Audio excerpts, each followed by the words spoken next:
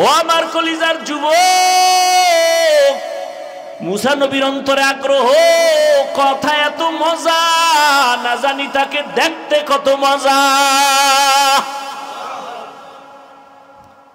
শেষ পর্যন্ত মুসা নবীকে না দেখে যাব না। ওদিকে বিবি সফুরা গর্ভে বাচ্চা নিয়া কাতরাইতেছে, পেটে ব্যথা। আল্লাহ কয় যখন দেখতে ইচ্ছে, একটা শর্ত আছে। কি? আগামীকাল সকালবেলা আসবা, তুর পাহাড়ে একটু নূরের তাজাল্লি ছাড়বো, যদি সইতে পারো তো আমারে দেখা কিছুটা সম্ভব হবে, না হয় তুমি তো পারবা না আমাকে দেখতে, কারণ আমাকে দেখার যেই পাওয়ার লাগে সেই পাওয়ার তোমার নজরে নাই। মুসা নবী কয় ঠিক আছে। পরের দিন আসছেন, ফালাম্মা তাজাল্লা রব্বুহু লিল জাবাল, একটু তাজাল্লি যখন ছাড়লেন, তুর পাহাড় পুড়িয়া গেল। মুসা নবী বেউস, সজাগ হইয়া কয় আল্লাহ, কয় মুসা এবার দেখবানি? কয় না না না না, কাম হয়ে গেছে আমার। এবার মুসা নবীর চোখের মধ্যে তো নূরের ঝলক লেগে গেছে, পাওয়ার বেড়ে গেছে।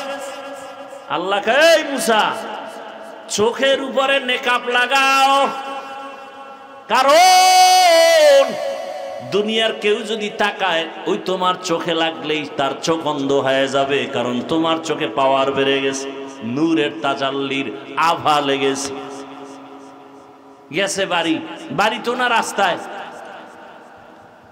বিবি সফুরার অজান্তে যখন নজর পড়ে গেছে, একটা চোখ গেছে গিয়ে জাগাত। মুসা নবী, আরে আল্লাহ কইছিল মনে নেই, আমার দিকে তাকায় না, তাকায় না। সাথে সাথে নেকাব লাগাই দিছে। বিবি কয় স্বামীরে দেখবো না তো এই দুনিয়া থেকে লাভ কি? অন্ধ হয়ে গেলে যাবো। একটা গেছে এমনি, এবার আবার চাইছে ইচ্ছা করে, হলো নেকাব দেখতে লই, এই দুনো চোখ গেছি।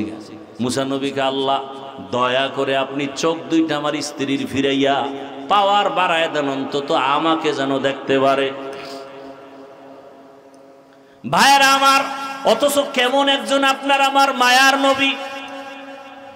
বলতেছিলাম দুনিয়ার সকলের আদর্শ নাপাক, রহমতের নবীর আদর্শই হলো পাক। একজন সাহাবী রসুলের সামান্য একটু অপরাধ হয়ে গেছে, রসুল তার উপরে বেজার। সাহাবী বিবিরে ডাক দিয়া কয়, বিবি আমারে নিয়া মসজিদে নববীতে চলো। রসুল আমার দিকে রাগ করে তাকায় না, আমি সালাম দিলেও নেয় না, আমারে আইনা চলো। রাতের গভীরে কেউ নাই, একটা রশি নিয়ে আসছে, খুঁটির গোড়ায় বৈশা কয়, বিবি আমারে হাত পিছে নিয়ে খুঁটির সাথে কঠিন ভাবে বাঁধো। এমন ভাবে বাঁধছে। এবার সাহাবী কান্না শুরু করলেন আর বললেন, বিবি যাও, আল্লাহর রসুলের উপরে আল্লাহ আয়াত নাজিল কইরা যতক্ষণ আমারে ক্ষমার ঘোষণা না দিবেন আমার রশিও খুলবা না, আমি কান্নাও বন্ধ করব না।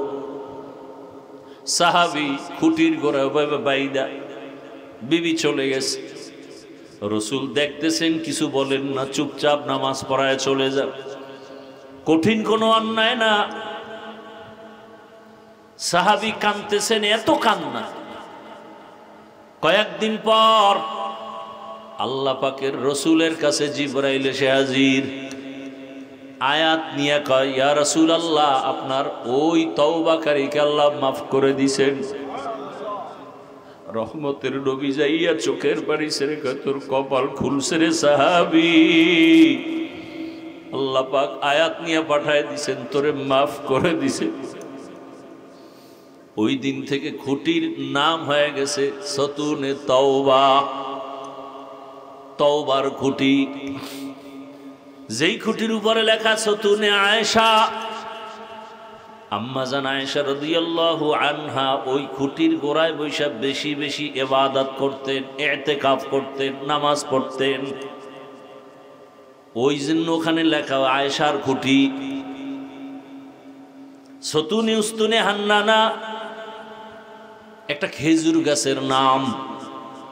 নবী যেই খেজুর গাছে টেক লাগায়া খুতবা পড়তেন জুমায়, নতুন একটা মিম্বার বানাইছেন, ওইটাই খুতবা পড়বেন। বুখারী শরীফে আছে, খেজুর গাছটা মরা, মানুষের মতো কান্নার আওয়াজ আসতেছে। নবীজি বলেন, এই মরা খেজুর গাছ কাঁদো কেন? আপনার বিরহের বেদনা কি চাও? আমি দোয়া করে দেই তুই তাজা হ, তোর উপরে খেজুর আসবে, উম্মতরা খাবে। না না, কি চাও? ইয়া রাসূলুল্লাহ, আপনি আমার জানাজা পড়াইয়া এখানে দাফন করবেন, কিয়ামতের দিন আমি আপনার সাথে জান্নাতে থাকব। রাসূল তাই করলেন। ওই বরাবর যে পিলার উঠছে, ওই পিলারের উপরে লেখা দিছে সতুনে উস্তুনে হান্নানা। যেই মরা খেজুর গাছ রাসূলের বিরহে কান্না করেছে, সাহাবায়ে কেরাম নিজের কানে কান্নার আওয়াজ শুনছে, মানুষের মতো আওয়াজ।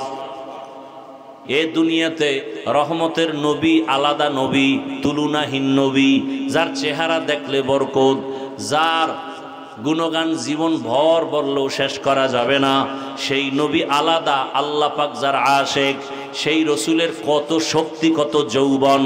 25 বছর বয়সে রহমতের নবী বিয়া করলেন এক বিধবা নারী। 2 জন স্বামী বিদায়ের পরে তৃতীয় রসুল। আবার বয়স আম্মাজান খাদিজার 40 বছর, রসুলের 25 বছর। আবার আম্মাজান খাদিজা একাধিক সন্তানের মা আগে হয়ে গেছেন, এখন রসুলের ঘরে আসছেন। নবীর বয়স 25, আম্মাজান খাদিজাতুল কুবরার বয়স 40। আবার 2 জন স্বামী গত হয়ে গেল। নবী বুঝায় দিলেন, নারীর ইজ্জত ইসলাম ছাড়া কেউ দিতে পারে নাই। আরবের চরিত্রহীন লম্পটেরা নারী পছন্দ করে না। কন্যা ঘরে আসলেই বাবা নিজে গলা টিপে মেরে ফেলে। কত বড় জালেম! রাসূল আয়েশা সেই নারীদের জুলুম বন্ধ করায় দিলেন, কন্যা হত্যা বন্ধ করায় দিলেন। নবী বললেন, আমি এত বড় দামি নবী, আল্লাহর এত পেয়ারা, আমার একটা ছেলে নাই, আমি 4 কন্যার বাবা। আল্লাহর নবী বললেন, কন্যার বাবারা, একটা কন্যা যদি পাও তুমি একটা জান্নাতের মালিক, 2টা কন্যা যদি পাও তুমি 2 জান্নাতের মালিক। আমি রসুলের একটা ছেলে নাই, আমি 4 কন্যার বাবা। কন্যাদের মর্যাদা বাড়ায় দিলেন কে? আল্লাহ রসুলের মাধ্যমে বাড়ায় দিলেন। আরে আম্মা জান, আপনাদের মর্যাদা এত বাড়ছে কেন? আপনারা নবীদের মায়ের মতো মা। দুনিয়াতে সব নবীরা মায়ের গর্ভে আসছেন, আপনারা ওলিদের মায়ের মতো, সাহাবায়ে কেরামের মায়ের মতোই মা। আপনারা তো আলেমের মায়ের মতোই মা।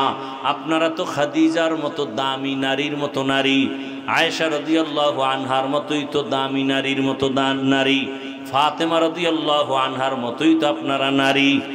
ওরে জানেন না আপনারা দুনিয়াতে এক বড় বেঈমানের নাম ফেরাউন, জানেননি? তার স্ত্রীর নাম কি? এত বড় বেঈমান ফেরাউন, তার ঘরের বিবি আসিয়া এত দামি। রহমতের নবী বলেন, কিয়ামতের ময়দানে আসিয়ার সাথে আমি মুহাম্মদের বিবাহ হবে। দেখছেননি? এরে আম্মা জানেরা, ফেরাউনের স্ত্রী এত বড় বেঈমানের ঘরে থাকি আল্লাহকে কেমন ভাবে আপন করে নিলেন। আপনার স্বামী তো ফেরাউনের মতো খারাপ না।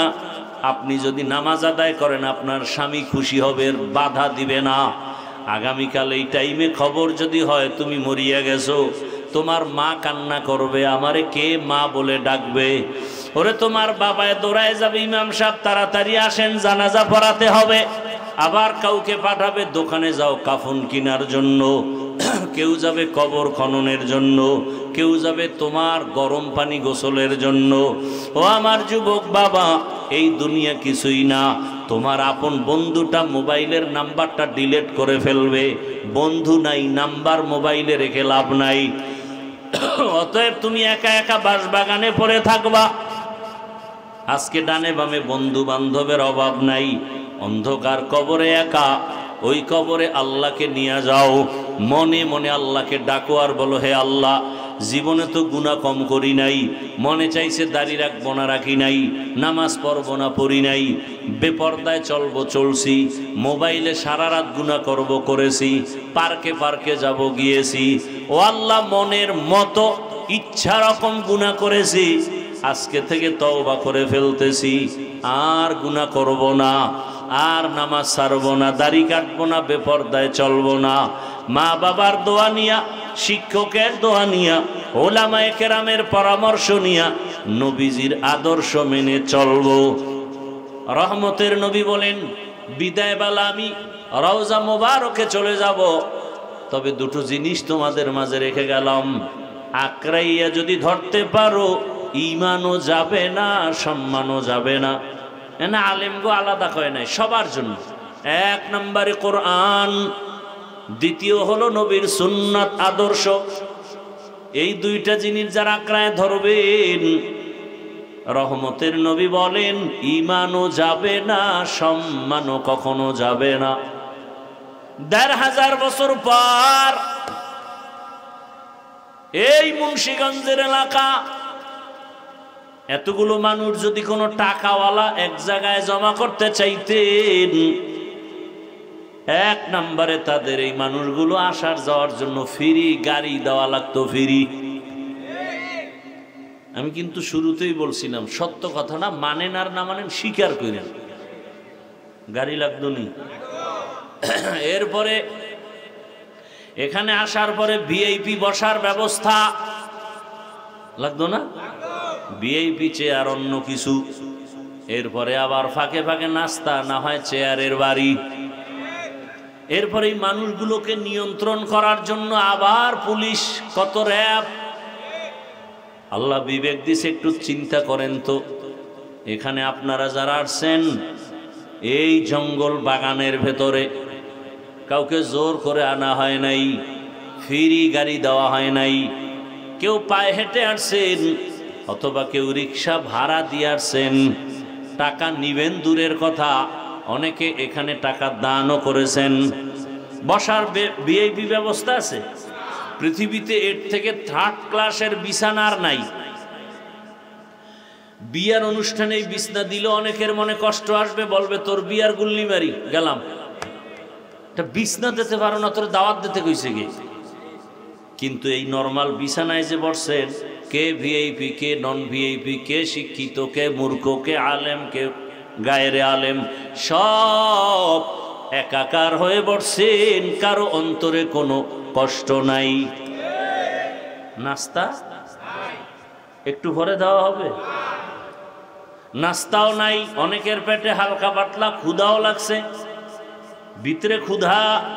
কিন্তু এরপরও মানুষগুলোকে যদি আমি বলি, ভাইজানেরা কেন বসছেন, কতক্ষণ থাকবেন, বলে আমরা টাকার জন্য বসি নাই, আল্লাহর মোহাব্বত, রাসূলের মোহাব্বত যদি আমাদের সারা রাত্র আপনি বয়ান দিয়া রাখেন, আমরা সারা রাত বসে থাকতে রাজি। এটা কি হাফিজুর রহমানের ক্রেডিট, ওর বাপের ক্রেডিট, ওর দাদার ক্রেডিট? একমাত্র ১৫০০ বছর আগের রসুলের আদর্শের দ্বারা এটা সম্ভব। এবার বুঝেন রসুলের আদর্শ কত প্রিয়। আয়াত হাদিসের তরজমা বলে ফেলেছি, এবার সংক্ষেপ কিছু ব্যাখ্যা, উঠা বসা করলেই মোনাজাত।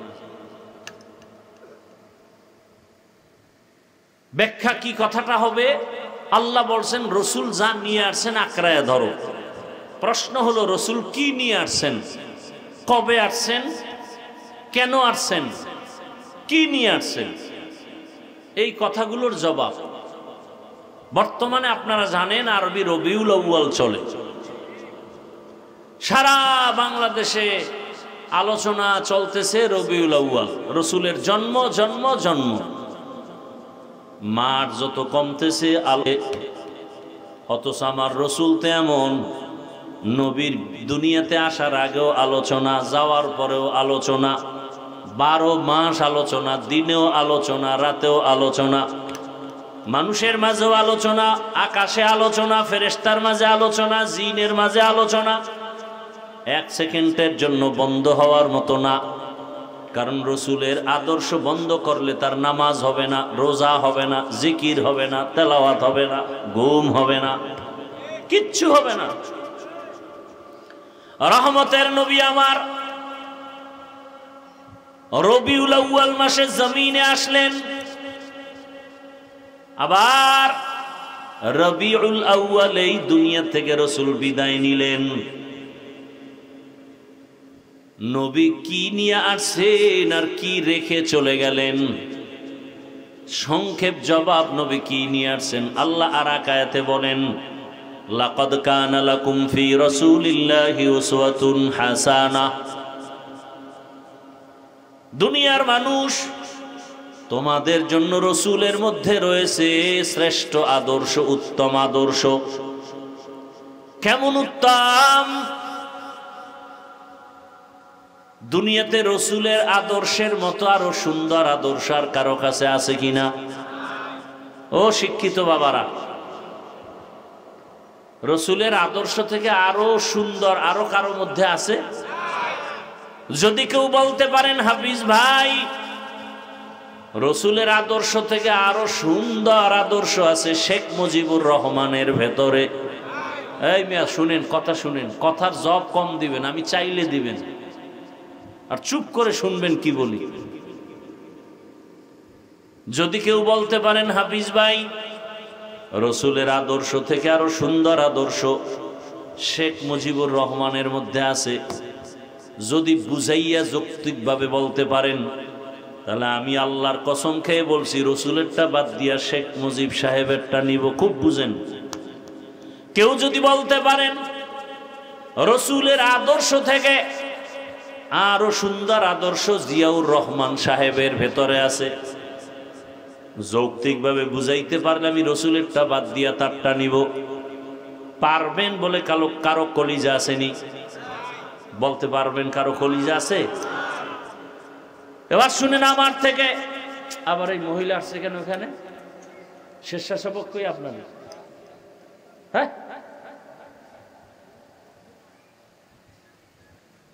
কি আশ্চর্য বাবা, আপনাদের স্বেচ্ছাসেবক কোথায়?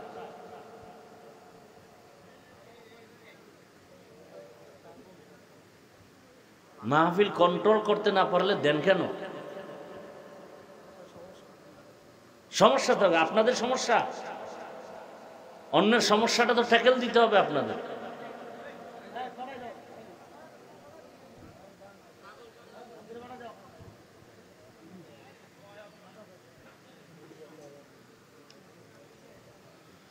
আল্লাহ,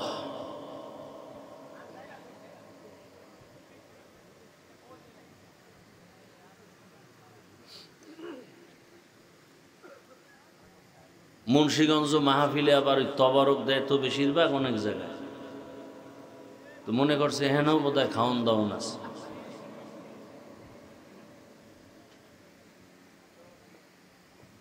কি বলতেছিলাম?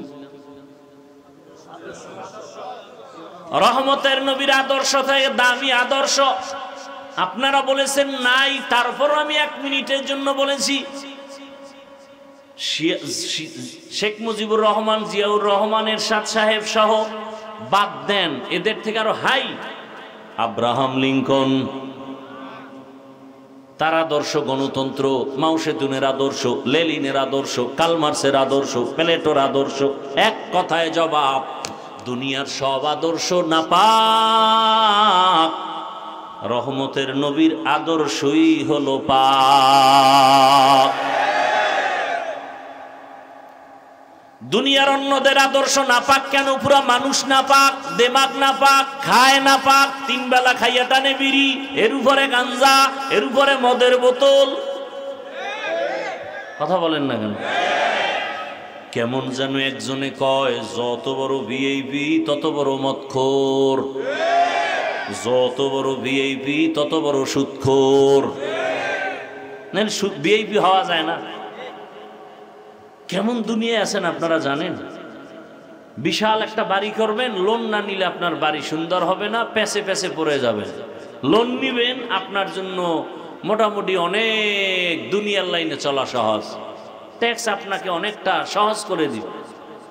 এমন দুনিয়া বলারও কায়দা নাই, বলনেওয়ালাও থাকবে না।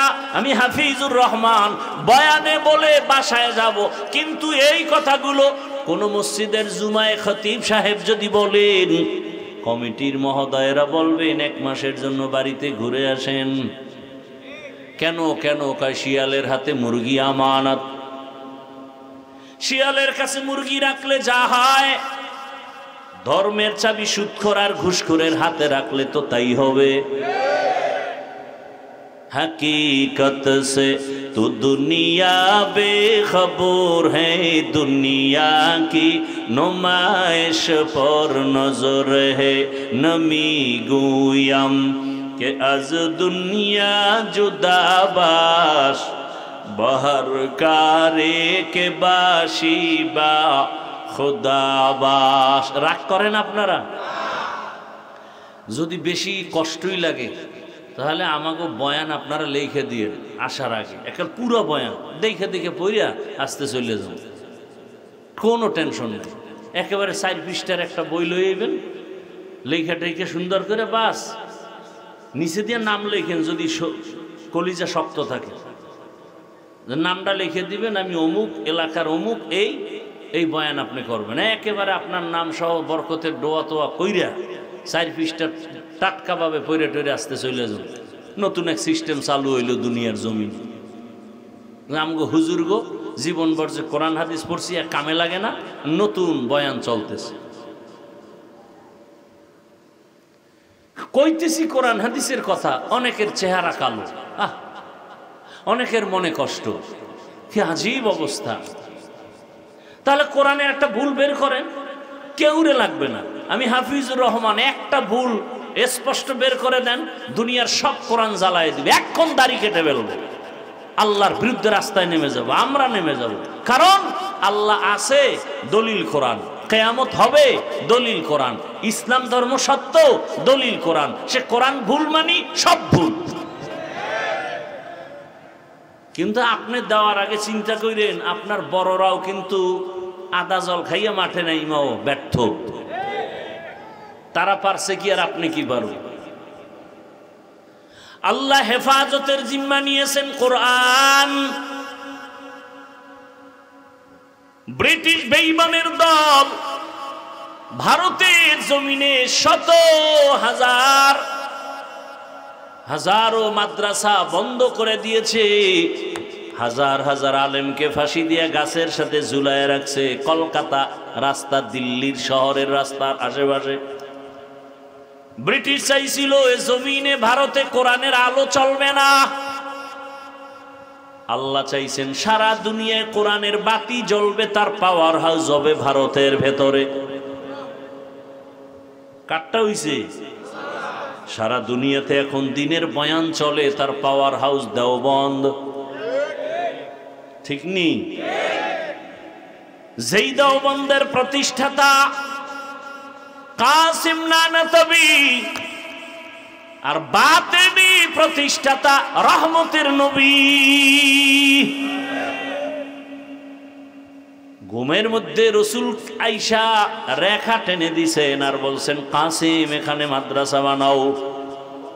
কাসিম ঘুম থেকে উঠা দেখে রসুল যেভাবে রেখা টানছেন পুরা চিহ্ন স্পষ্ট দেখা যায়।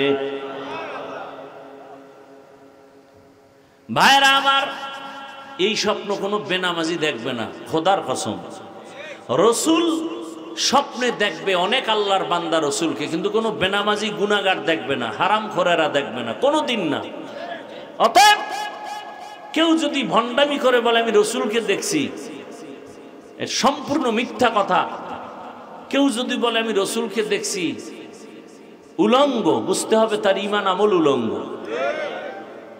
খুব সাবধান। 24টা ঘন্টা যে সুন্নতের উপরে চলে, দরুদের উপরে চলে, গুনাহ করে না, হাতের গুনাহ, চোখের গুনাহ, কানের গুনাহ নাই।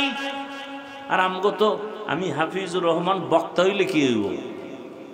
সবাই আপনারা সম্মানে বসাইছেন, কিন্তু আল্লাহ তো জানে আমি কত বড় গুনাহগার। আপনি তো ইমাম সাহেব, মানুষ কত সম্মান করে, কিন্তু আল্লাহ জানে আমি সারা রাত মোবাইল চালাই, দরজা আটকাইয়া মোবাইল দেখতে দেখতে, মোবাইলের গুনার কারণে আমার হাত না পাক, আমার চোখ না পাক, আমার জিহ্বা না পাক, আমার অন্তর না পাক। এই কারণে মানুষ দোয়া চায়, আমি করি কিন্তু কবুল হয় না। মানুষ বলে হুজুর দোয়া কেন কবুল হয় না? বলে আপনার কারণে হয় না। আল্লাহ কয় ওরে হাফেজ সাহেব, ইমাম সাহেব, মানুষ ভক্তি করে যদি জানতো তুই সারা রাত মোবাইল চালাও, জীবনে নামাজ কেউ পিছনে পড়তো না। যেই জবানে গুনাহ হয়, যেই জবানের কথায় গুনাহ, চোখে গুনাহ, হাতে গুনাহ, এ মোনাজাত তো আরশে আজিমে যাবে না।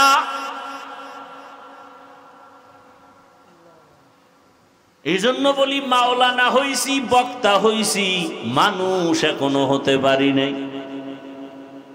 আপনারা সবাই আমার সামনে মানুষ, আমি মানুষ হতে পারি নাই। কারণ আপনারা ছবি তোলার জন্য পাগল, সবাই একদিক, আর আমি একা বিরোধিতা করি। তার মানে আমি, আপনারা মানুষ, আমি এখনো অমানুষ, মানুষ হতে পারি নাই। হইলে আপনাদেরটা মানতে আমার বাধা কেন? আসলে আমি মানুষ হইতে পারি নাই। বক্তা হওয়া কঠিন না, মানুষ হওয়া কঠিন। মাওলানা হওয়া সহজ, মানুষ হওয়া কঠিন। এজন্য বক্তা হয়ে গেছি, কিন্তু মানুষ এখনো হতে পারি নাই। মানুষ যদি হইতাম তাহলে আমি কেন লাইক দেওয়ার বিরোধিতা করি? আমি কেন ফেসবুক চালাই না?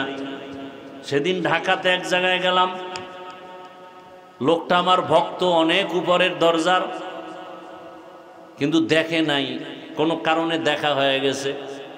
অনেক জায়গায় বইছি, চুপচাপ কেউ নাই, পাশে আইয়া বইয়ে কয়, হুজুর ডোন্ট মাইন্ড, আমি আপনার অন্ধভক্ত, যদি কিছু মনে না করেন। আচ্ছা বলেন কি? আপনার ফেসবুক আইডিটা একটু দেন, আমি অ্যাড হয়ে যাই আপনার আইডি, ঠিকানাটা নেই। আমি বললাম, আল্লাহ সাক্ষী, আমার হায়াতে আমি ফেসবুক চালাই না।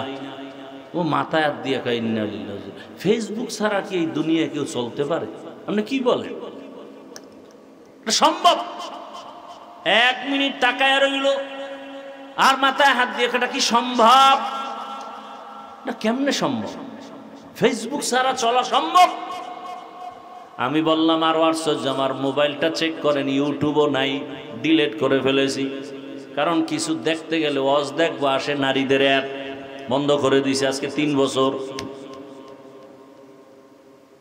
কেন? আমি মানুষ হতে পারি নাই। মানুষ হইলে সব মানুষের সাথে আমি কেন তাল মিলাইতে পারি না? জানি না কবে আপনাদের মতো মানুষ হতে পারবো। যত কথা বলি কেমন যেন আপনাদের মনের উল্টা, সবই উল্টা। আল্লাহ আমাকে হেদায়েত দান করেন। আপনাদের লাগলে আপনারা বইলে নিয়েন, আমার হেদায়েত দরকার খুব বেশি। হুজুর হইছি দেখে জান্নাত এত সোজা? জান্নাত পাওয়া যদি সহজ হয়, জান্নাতের টিকিট হাতে নিয়ে সারা জীবন আবু বকর কাঁদলেন কেন? জান্নাতের টিকিট হাতে পাইয়া রাসূলের সাহাবী ওমর আজীবন কান্না করলেন কেন? তাহলে আমার উপায় কি? তাদের ইলম, তাদের আমল, তাদের নামাজ, তাদের রোজা, তাদের তাকওয়া কত সুন্দর, সেই তুলনায় তো আমার নামাজ নামাজই না। এরপরও তারা কাঁদছেন আজীবন। আমার তো গলায় রশি লাগায় কান্না দরকার। এইবারও রসুলের রওজায় ঢুকলাম, রিয়াজুল জান্নাহ। আমগো বাংলাদেশিরা কয়, হুজুর এখানে পুলিশ 10 মিনিটের বেশি থাকতে দেয় না, উঠায় দেয়। আপনি থাকেন, আমরা পুলিশের বলতেছি। আসরের আগে ঢুকছি, এরপরে বসলাম, নামাজ পড়লাম, না আসরের পরে ঢুকছি, 10 মিনিট হয়ে গেছে। পুলিশ আয় বলে, উঠেন। ওরা ইশারা দিয়ে বলল। শেষ পর্যন্ত মাগরিব ওরা পড়াইলো ওখানে, আমি নামাজই পড়তে রইলাম। মাগরিবের পরে বলে, হুজুর আপনি প্রয়োজনে এসা ভইরা যান, কোনো টেনশন নাই। আমি বললাম, না, পেছনে অনেক মানুষ, কার হক নষ্ট করব? যতটুকু পাইছে আলহামদুলিল্লাহ, এটা বেইনসাফি হবে। তখন বসে বসে দেখলাম একটা খুঁটি, মোটা মোটা খুঁটি, পিলার। ওই পিলারের উপর আরবিতে লেখা আছে সতুনে তওবা, তওবার খুঁটি। আর একটা খুঁটির উপরে আরবিতে লেখা সতুনে আয়েশা, আয়েশার খুঁটি। আর একটা খুঁটির উপরে আরবিতে লেখা আছে উস্তুনে হান্নানা, উস্তুনে হান্নানার খুঁটি। তো তওবার ঘটনা তো আমি জানি। একজন সাহাবী রসুলের সামান্য একটু অপরাধ হয়ে গেছে, রসুল তার উপরে বেজার। সাহাবী বিবিরে ডাক দিয়ে কয়, বিবি আমারে নিয়া মসজিদে নববীতে চলো। রসুল আমার দিকে রাগ করে তাকায় না, আমি সালাম দিলেও নেয় না। আমারে আইনা চলো, রাতের গভীরে কেউ নাই, একটা রশি নিয়ে আসছে, খুঁটির গোড়ায় বৈশা কয়, বিবি আমারে হাত পিছে নিয়ে খুঁটির সাথে কঠিন ভাবে বাঁধো। এমন ভাবে বাঁধছে। এবার সাহাবী কান্না শুরু করলেন আর বললেন, বিবি যাও, আল্লাহর রসুলের উপরে আল্লাহ আয়াত নাজিল কইরা যতক্ষণ আমারে ক্ষমার ঘোষণা না দিবেন আমার রশিও খুলবা না, আমি কান্নাও বন্ধ করব না।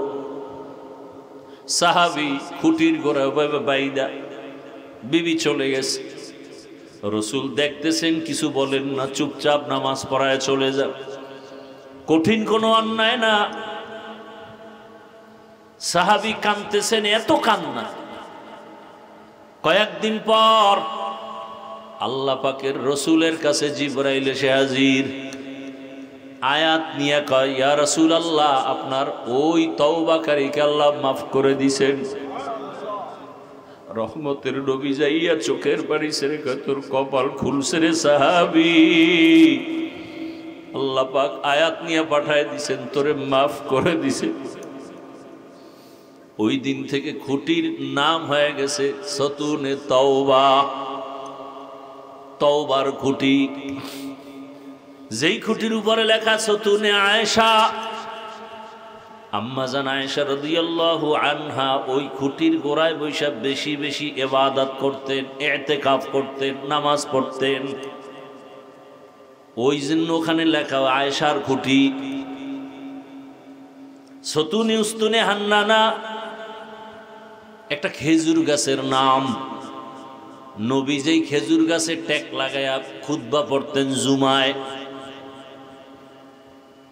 নতুন একটা মিম্বার বানাইছেন, ওইটাই খুতবা পড়বেন।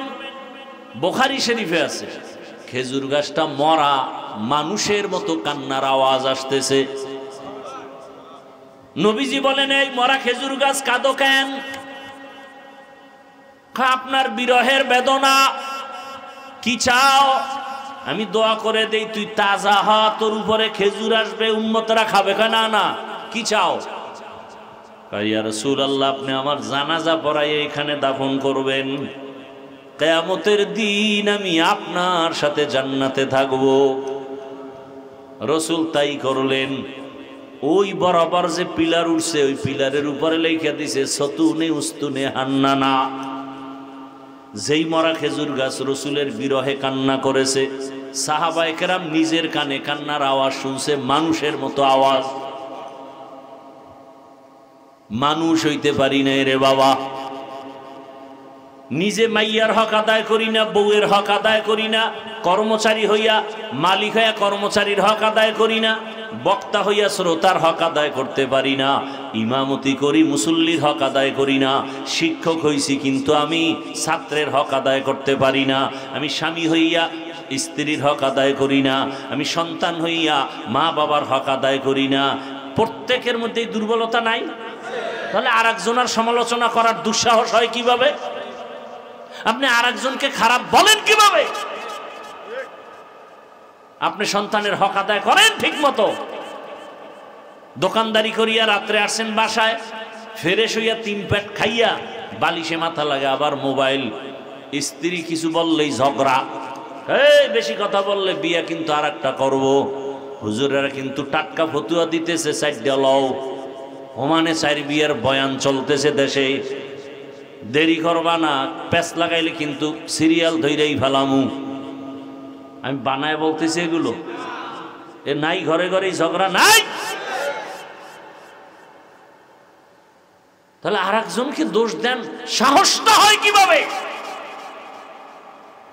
হ্যাঁ, তবে একটা নিয়ম, যে চোর সে মনে করে সবাই চোর, একটা নিয়ম আছে।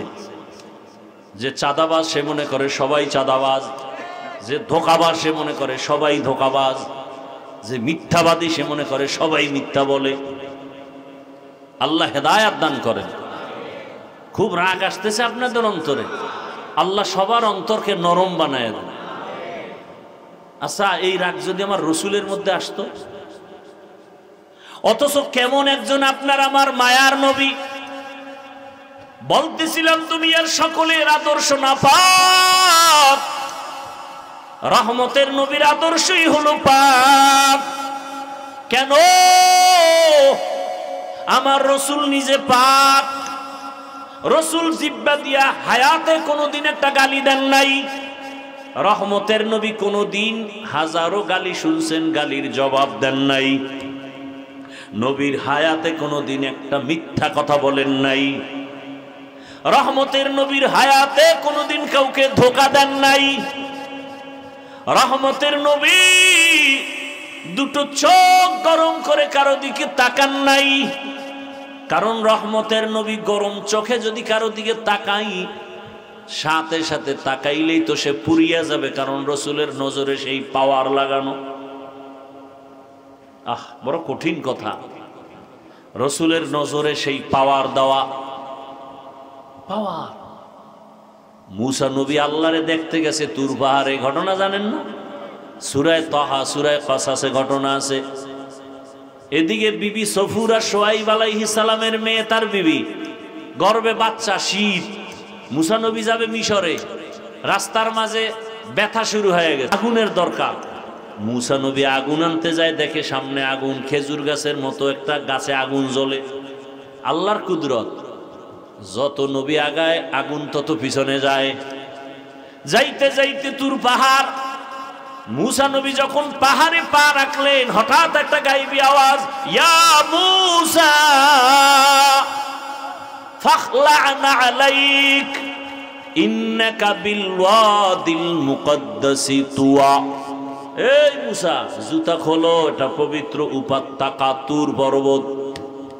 মুসা নবী কয়, দুনিয়ার কেউ যদি আওয়াজটা দেয়, হয়তো ডান দিক থেকে, না হয় বাম দিক, না হয় সামন দিক, না হয় পিছন দিক, কিন্তু জুতা খোলার আওয়াজটা আমি চতুর্মুখী পাইলাম, চারিদিক থেকে। আমি প্রশ্ন করলাম, মান আনতা, আপনি কে? গায়েবী জবাব আসলো, আনা রব্বুক, আমি তো রব। মুসা নবী কয়, এই সুযোগ তার ছাড়া যাবে না। এবার মুসা নবী জুতা খুইলা রবের সাথে কথা শুরু করছেন। করতে করতে কথা বাড়ে, ভালোবাসা বাড়ে, মোহব্বত বাড়ে। কয় পর্দার আড়ালে আর কত কথা হবে, এইবার দেখা দরকার। মুসা নবী কয়, রব্বি আরিনি, ও আল্লাহ আমার একটু দেখা দাও, আমি তোমারে দেখব। আল্লাহও কঠিন হয়ে গেলেন, লান তারানি, কখনো আমাকে দেখতে পারবা না। মানে আল্লাহ বাহানা করতেছেন যে ভালোবাসা আরো বাড়ুক। মুসা নবীর অন্তরে আগ্রহ, কথা এত মজা, না জানি তাকে দেখতে কত মজা। শেষ পর্যন্ত মুসা নবীকে না দেখে যাব না। ওদিকে বিবি সফুরা গর্ভে বাচ্চা নিয়ে কাতরাইতেছে, পেটে ব্যথা। আল্লাহ কয়, যখন দেখতে ইচ্ছে, একটা শর্ত আছে। কি? আগামীকাল সকালবেলা আসবা, তুর পাহাড়ে একটু নূরের তাজাল্লি ছাড়বো, যদি সইতে পারো তো আমারে দেখা কিছুটা সম্ভব হবে, না হয় তুমি তো পারবা না আমাকে দেখতে, কারণ আমাকে দেখার যেই পাওয়ার লাগে সেই পাওয়ার তোমার নজরে নাই। মুসা নবী কয়, ঠিক আছে। পরের দিন আসছেন, ফালাম্মা তাজাল্লা রব্বুহু লিল জাবাল, একটু তাজাল্লি যখন ছাড়লেন, তুর পাহাড় পুড়িয়া গেল। মুসা নবী বেউস, সজাগ হইয়া কয়, আল্লাহ। কয়, মুসা এবার দেখবানি? কয়, না না না না, কাম হয়ে গেছে আমার। এবার মুসা নবীর চোখের মধ্যে তো নূরের ঝলক লেগে গেছে, পাওয়ার বেড়ে গেছে। আল্লাহ কয়, এই মুসা, চোখের উপরে নেকাব লাগাও, কারণ দুনিয়ার কেউ যদি তাকায়, ওই তোমার চোখে লাগলেই তার চোখ অন্ধ হয়ে যাবে, কারণ তোমার চোখে পাওয়ার বেড়ে গেছে, নূরের তাজাল্লির আভা লেগেছে। গেছে বাড়ি, বাড়ি তো না রাস্তায়। বিবি সফুরার অজান্তে যখন নজর পড়ে গেছে, একটা চোখ গেছে গিয়ে জাগাত। মুসা নবী, আরে আল্লাহ কইছিল মনে নেই, আমার দিকে তাকায় না, তাকায় না। সাথে সাথে নেকাব লাগাই দিছে। বিবি কয়, স্বামীরে দেখবো না তো এই দুনিয়া থেকে লাভ কি? অন্ধ হয়ে গেলে যাবো। একটা গেছে এমনি, এবার আবার চাইছে ইচ্ছা করে, হলো নেকাব দেখতে লই, এই দুনো চোখ গেছি। মুসা নবীকে আল্লাহ দয়া করে আপনি চোখ দুইটা আমার স্ত্রীর ফিরাইয়া পাওয়ার বাড়ায় দেন, অন্তত আমাকে যেন দেখতে পারে। ভাইয়েরা আমার, এজন্য আল্লাহ ওয়ালা যারা, আল্লাহ ওয়ালা, আল্লাহর ওলি। আল্লাহর ওলি কারা? গাঞ্জাখোর? মদ পান করেনেওয়ালা। তাকওয়ার চূড়ান্ত পর্যায়ে যারা চলে, এই আল্লাহর ওলি যারা, তাদের নজরের মধ্যে পাওয়ার আছে, পাওয়ার বলার সময় নেই।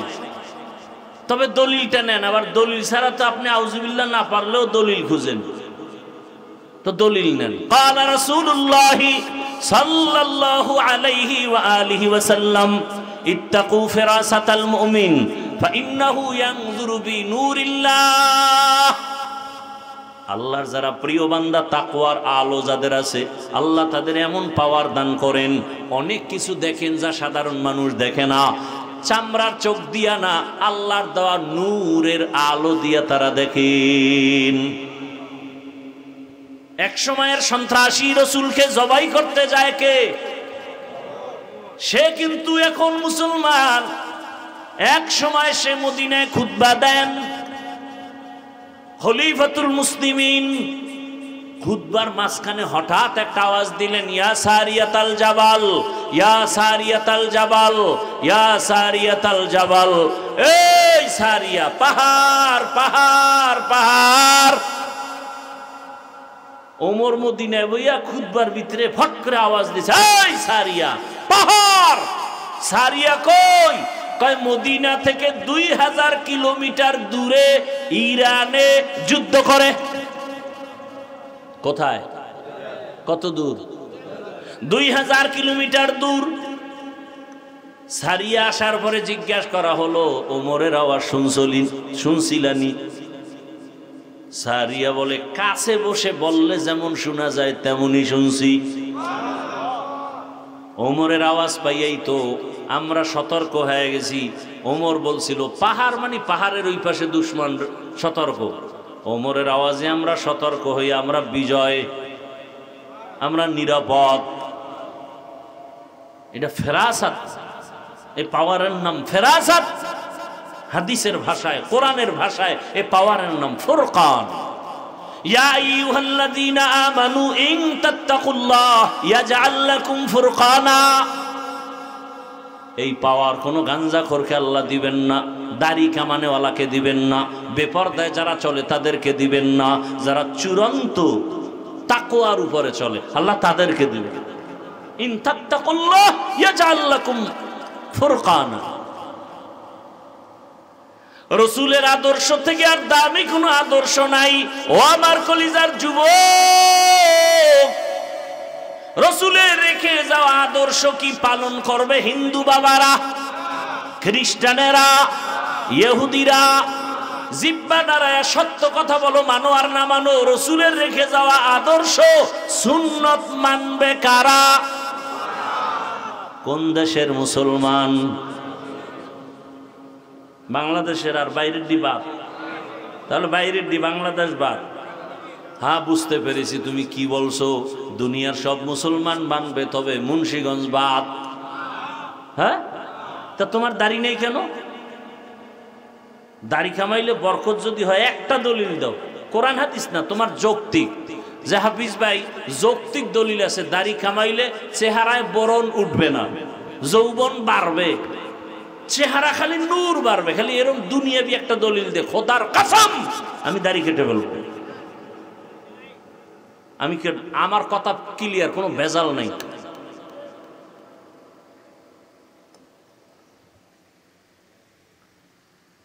ভাইরা আমার, রহমতের নবীর আদর্শ পালন যদি মুসলমান হয়ে আমরা না করি, কে করবে? হুজুরেরা। জান্নাত হুজুরেরা পাবে, তোমার কপালে আছে কিনা সন্দেহ। তবে না, আলহামদুলিল্লাহ, সেদিন একটা যুবক আর্মির চাকরি ছাইরে দিয়েছে দোয়া নিতে। হুজুর, আমি আর্মির চাকরি ছেড়ে দিয়েছি, দোয়া চাই। চাকরি ছাইরে কি দোয়া চান? কি করতেন? আর্মির চাকরি ছাড়লেন কেন? বারবার উপর থেকে চাপ দেওয়া হচ্ছে দাড়ি কাটার জন্য। আমি শেষ পর্যায়ে বলে দিলাম চাকরি ছেড়ে দিব, দাড়ি কাটবো না। এখন কি দোয়া চাও বলো? যুবক বলে দোয়া একটাই চাই, আল্লাহ যেন হালাল ভাবে রিজিকের ব্যবস্থা করে দেন। ও আমার যুবক বাবারা, আমি একটু আগেই কিন্তু বলেছিলাম হুজুর বানাবার কথা বলবো না, তাবলীগের কথা বলবো না, বলিও নাই। বরং আমি কি বলতে চাই, এই শেষ 2-4টা কথা শুনে যাও বাবা। আমি বলতে চাই, তুমি স্কুলে পড়ো, কলেজে পড়ো, চাকরি করো, ব্যবসা করো, ধন্যবাদ, কলিজা দিয়া দোয়া করে গেলাম। ওখানে লেখাপড়া করে ডাক্তার হও, ইঞ্জিনিয়ার হও, প্রফেসর হও, এসপি হও, ওসি হও, ডিসি হও, এমপি হও, প্রফেসর হও, মন্ত্রী হও, বড় ব্যবসায়ী হও, তবে দাবি আমার ছোট একটা, বেয়াদব হইও না। অনুরোধ, খুব কঠিন অনুরোধ। বেয়াদব করি হইও না, বেয়াদবি করিও না। বলবা হাফিজ ভাই বেয়াদবি করব না, কথার ব্যাখ্যা কি? আর বেয়াদবি করলে হবে কি? আল্লাহর জাতের কসম, যদি ডাক্তার হও বেয়াদবি করো, মরার আগে পঙ্গু হইয়া জুতার বাড়ি খাইতে খাইতে মরবা, কপালে শান্তি আর আসবে না। এখন শুনো, বেয়াদবি করবা না কথার ব্যাখ্যা। 3টা জায়গায় বেয়াদবি করবা না, করলেই মরার আগে জীবন শেষ। তার মানে মরবি না, দুকে দুকে শরীর পচতে থাকবে। 1 নাম্বার জায়গা মা বাবা, বেয়াদবি করলেই তোর পতন শুরু। 2 নাম্বার জায়গা শিক্ষক, বেয়াদবি করলেই তোর গজব শুরু। 3 নাম্বার জায়গা ওলামায়ে কেরাম, মুরব্বি, বেয়াদবি করলেই কপাল শেষ, কোনো সন্দেহ নাই। এই 3 জায়গায় যারা বেয়াদবি করবে, মা বাবার সাথে যারা বেয়াদবি করবে, ও ডাক্তার হলেও কপাল পুড়ে যাবে, ও যা কিছু করবার জীবন শেষ, ধ্বংস হয়ে যাবে। আর যদি আদব রক্ষা করে মা বাবার দোয়া নিয়া, শিক্ষকের দোয়া নিয়া, আলেম ওলামার দোয়া নিয়া ডাক্তার হয়, দেশের প্রত্যেকটা মানুষ মাথায় উঁচু করে সম্মান করবে। আর যদি বেয়াদবি করে ডাক্তার হয়, তাসলিমার মতো জুতার বাড়ি খেয়ে দেশ ছাড়তে হবে। তাসলিমা নাসরিন এমবিবিএস ডাক্তার, কপাল এমন পুরা পুড়ছে যে লাশও বাংলাদেশে আসবে কিনা সন্দেহ। এত বড় ডাক্তারের এই হালাত কেন? শুধু বেয়াদবির কারণে। আলেম ওলামার সাথে চ্যালেঞ্জ দিছে, পারে না আগাইতে। মানুষ হইয়া ডাক্তার হইয়া পশুর চরিত্র অবলম্বন করেছিল। ঢাকা কলেজের প্রফেসর আহমদ শরীফ কবর হাসর মানে নাই, এই জন্য আর কবরও হয় নাই। কি যুবক বাবারা, কি মনে করছো? ঘুমের তুইটাই বলতেছি না, তোমার তো খবরও নাই। ঢাকা কলেজের প্রফেসর আহমদ শরীফ কবর হাসর বিশ্বাস করে নাই, আর কবরও হয় নাই। মরার আগে ছেলে মেয়েদের বলছে, আমার দেহটা কবরে দিবি না, আমি বিশ্বাস করি না মরণ, হাসর, কবর। ঠিকই ছেলে মেয়েরা লাশটাকে হসপিটালে দান করে দিছে, দেহ দান, কবর আর হয় নাই। ছেলে মেয়েরা যে গিয়ে যে বাবার কবর জিয়ারত করবে, সেই কপালও নাই। ভাইজান, এগুলো বলি কেন? আপনি প্রফেসর হইতে নিষেধ, বরং বাংলাদেশে আমি একা মাত্র তোমার পক্ষে বলতেছি, আর কেউ বলে না। কঠিন ভাবে বলতেছি, ডাক্তার হও, কলিজা দিয়ে বলতেছি, দোয়া করতেছি, ইঞ্জিনিয়ার হও, তো বেয়াদব হইও না। মা বাবার দোয়া নিয়ে আগাও, শিক্ষকের দোয়া নিয়ে সামনে আগাও, উলামায়ে কেরামের দোয়া নিয়ে যদি সামনে আগাও, ইনশাআল্লাহ অল্পে সম্মান বেড়ে যাবে। এইবার ভাবতেছে হুজুর বুঝছি, কিন্তু এটা কেমনে সম্ভব? এবার ফাইনাল ওয়াজ, আর এতক্ষণ যা ওয়াজ করছি সব বাদ, এখন যে একটা পয়েন্ট বলবে, এটা তোমার জীবনের বড় ওয়াজ। ডানে বামে তাকাও, বিবেকটা খাটাইয়া দেখো তো, জীবনে আলিফ বাতা পড়ে নাই, আউযুবিল্লাহ পারে না, এমন জেনারেল লাইনের যুবক স্কুলে পড়ে, কলেজে পড়ে, 5 ওয়াক্ত নামাজও পড়ে, তুমি সাক্ষী দাও আসেনি। এবার তুমি বলো, তোমার কপালে কাঠবট দোয়া লাগছে, তুমি কেন পারো না? আমার কথা যুক্তি আছে না নাই? তোমার মতো যুবক র্যাব, আর্মি, পুলিশ, বিডিআরের চাকরি করে, 5 ওয়াক্ত নামাজ পড়ে, বলো তুমি পারো না কেন? কার বট দোয়া লাগাইছো কপালে? তোমার মতো যুবক রাস্তায় গাড়ি চালায়, 5 ওয়াক্ত নামাজ পড়ে, বলো তুমি কেন পারো না?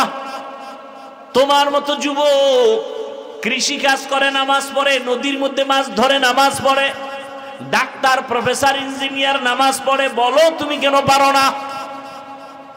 অবশ্যই তোমার কপাল পুড়ে গেছে, কারণ না জানি বড়দোয়া লাগছে। কোন সময় জানি মায়েরে কি কইছো, মায় মনে হয় কষ্ট পাইয়া লাইছে, আর সাজিমে বোধহয় কষ্ট চলে গেছে,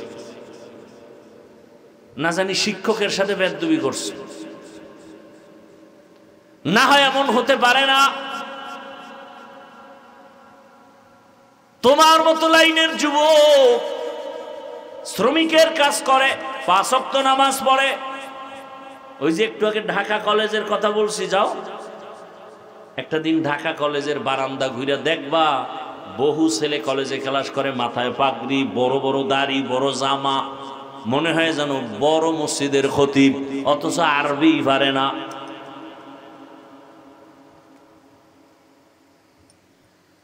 ও যুবক বাবা, ডাক্তার হও, ইঞ্জিনিয়ার হও, মা বাবার দোয়া নিয়ে আগাও। মনেরে শুধু এতটুকুই প্রশ্ন করো, রে মন, এত কপাল খারাপ কেন? হাফিজ ভাই তো আমাকে তাবলিগে যেতেই হবে বলে নাই, পীরের কাছে না গেলে জাহান্নামে যাব বলে নাই। আসলে আমার মতো যুবক যদি জেনারেল লাইনে থাকিয়া নামাজি হয়, আমি কেন পারি না? স্কুল কলেজে পড়ুয়া যদি নামাজ পড়ে, আমি কেন পারবো না? ও পর্দার আড়ালের মা বোনেরা, মাইকের আওয়াজ শুনতেছেন, আপনার মতো কত মা, কত বোন এই এলাকায় এখনো আছে, নামাজ ছাড়ে না, বেপরদায় চলে না, মোবাইলে সময় নষ্ট করে না।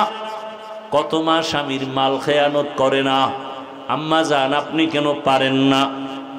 এতক্ষণ আপনাদের সন্তানদের যত বয়ান শুনাইলাম, এগুলো বাস্তবায়নের জন্য আপনার দোয়া লাগবে, আপনার সুন্দর আদর্শ লাগবে। আম্মা জানেরা, দুনিয়াতে ইসলাম ছাড়া আপনাদের সম্মান আর কোনো ধর্মে দেয় নাই। সব ধর্মে নারীদের উপরে জুলুম করেছে, একমাত্র ইসলাম নারীর মর্যাদা দিয়েছে। ও আম্মা জান, এই কারণে আপনার কত দাম জানেননি, বলার আমার সময় নাই। এ দুনিয়াতে রহমতের নবী, আলাদা নবী, তুলনাহীন নবী, যার চেহারা দেখলে বরকত, যার গুণগান জীবন ভর বললেও শেষ করা যাবে না, সেই নবী আলাদা। আল্লাহ পাক যার আশেক, সেই রসুলের কত শক্তি, কত যৌবন। 25 বছর বয়সে রহমতের নবী বিয়া করলেন এক বিধবা নারী, 2 জন স্বামী বিদায়ের পরে তৃতীয় রসুল। আবার বয়স আম্মাজান খাদিজার 40 বছর, রসুলের 25 বছর।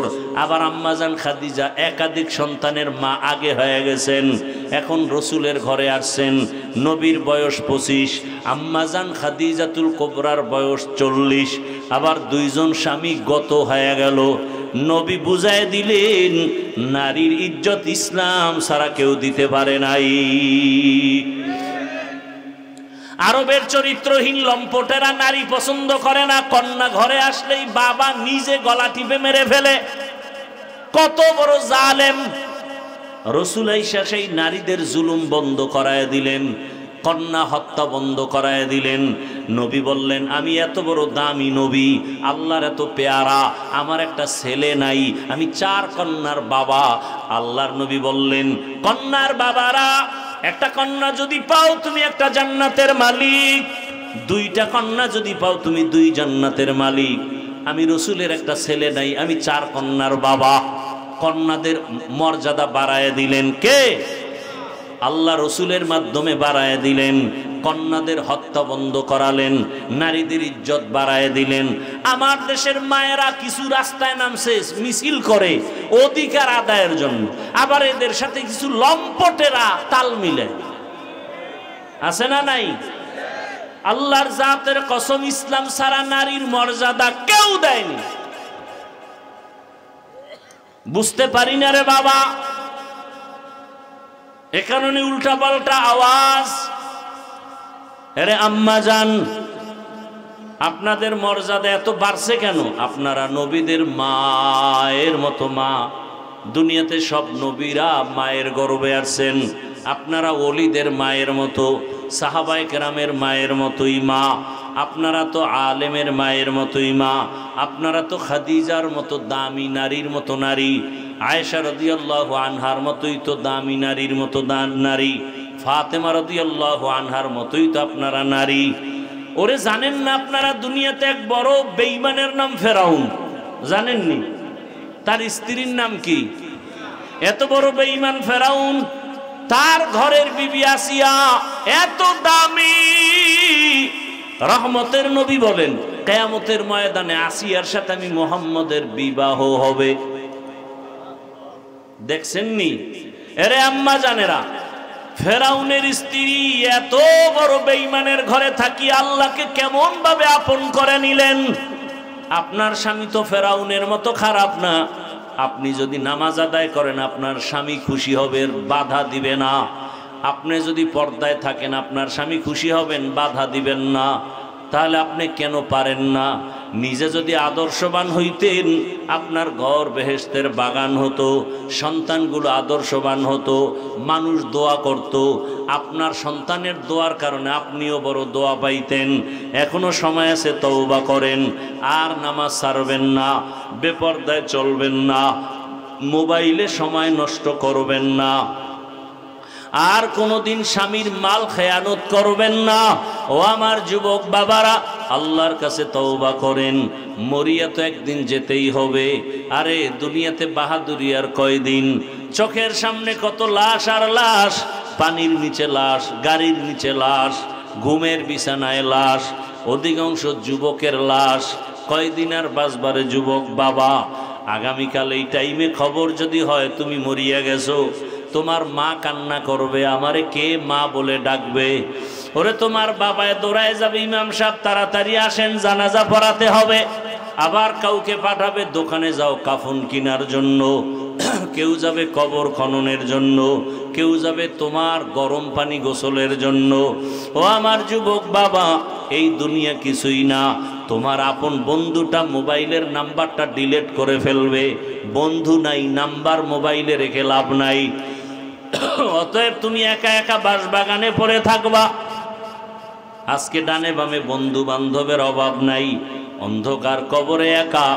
ওই কবরে আল্লাহকে নিয়ে যাও, মনে মনে আল্লাহকে ডাকো আর বলো, হে আল্লাহ, জীবনে তো গুনাহ কম করি নাই, মনে চাইছে দাড়ি রাখবো না রাখি নাই, নামাজ পড়বো না পড়ি নাই, বেপর্দায় চলবো চলছি, মোবাইলে সারা রাত গুনাহ করবো করেছি, পার্কে পার্কে যাব গিয়েছি। ও আল্লাহ, মনের মতো ইচ্ছা রকম গুনাহ করেছি, আজকে থেকে তওবা করে ফেলতেছি, আর গুনাহ করব না, আর নামাজ ছাড়বো না, দাড়ি কাটবো না, বেপর্দায় চলবো না। মা বাবার দোয়া নিয়া, শিক্ষকের দোয়া নিয়া, ওলামায়ে কেরামের পরামর্শ নিয়া নবীজির আদর্শ মেনে চলবো। তওবা করার মতো যদি অন্তর তৈরি হয়, মুনাফিকি যদি না থাকে, খাঁটি তওবার নিয়ত থাকলে দুটো হাত আল্লাহকে দেখাইয়া দাও। আয় আল্লাহ, হাতগুলো কবুল করে নেন, তওবা কবুল করে নেন, তওবার উপরে মজবুত হইয়া চলার তৌফিক দান করেন, আমিন। আলহামদুলিল্লাহি রাব্বিল আলামিন, ওয়াসসালাতু ওয়াসসালামু আলা সাইয়্যিদিল আমবিয়া ওয়াল মুরসালিন ওয়া আলা আলিহি ওয়া আসহাবিহি আজমাইন। ইয়া আরহামার রাহিমিন, ইয়া আরহামার রাহিমিন, ইয়া আরহামার রাহিমিন। রব্বিরহামহুমা কামা রব্বায়ানি সগীরা। আল্লাহুম্মা ইন্নাকা আফুউন কারীম তুহিব্বুল আফওয়া ফা'ফু আন্না। আল্লাহুম্মা ইন্না নাসআলুকা রিযাকা ওয়াল জান্নাহ ওয়া নাউযু বিকা মিন সাখাতিকা ওয়ান নার। আল্লাহুম্মা আরহামনি বিতারকিল মাআসি। আল্লাহুম্মা আরহামনি বিতারকিল মাআসি। আল্লাহুম্মা আরহামনি বিতারকিল মাআসি। ইয়া হাইয়্যু ইয়া হালিমু ইয়া আজিজু ইয়া কারীম বিহাক্কি ইয়্যাকা না'বুদু ওয়া ইয়্যাকা নাস্তাঈন।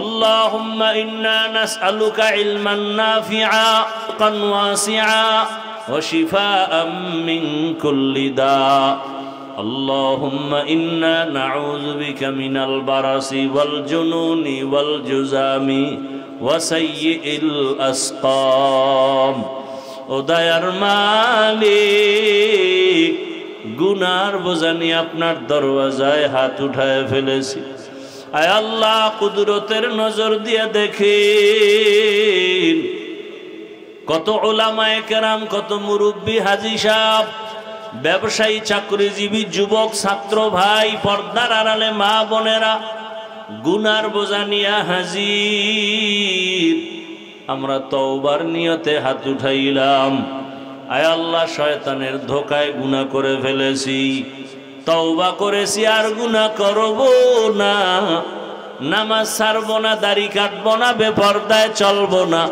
মা বাবার দোয়া নিয়া শিক্ষকের দোয়া নিয়া উলামায়ে কেরামের পরামর্শ দোয়া নিয়া নবীজির আদর্শ মেনে চলবো রে আল্লাহ আমাদের তওবা কবুল করে নেন তওবার উপরে মজবুত হইয়া চলার তৌফিক দান করেন আয় আল্লাহ মা বোনদের আবেদা বানায় দেন সন্তানগুলো নেককার বানায় দেন